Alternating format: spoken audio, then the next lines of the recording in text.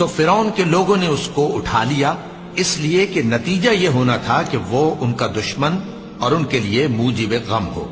بے شک فرعون اور حامان اور ان کے لشکر غلطی پر تھے، اور فرعون کی بیوی نے کہا کہ یہ میری اور تمہاری دونوں کی آنکھوں کی ٹھنڈک ہے، اس کو قتل نہ کرنا، شاید یہ ہمیں فائدہ پہنچائے یا ہم اسے بیٹا بنا لیں۔ اور وہ انجام سے بے خبر تھے۔ اور موسیٰ کی ماں کا دل بے قرار ہو گیا، اگر ہم ان کے دل کو مضبوط نہ کر دیتے تو قریب تھا کہ وہ اس غم کو ظاہر کر دیتی۔ ہم چاہتے تھے کہ وہ مومنوں میں رہیں۔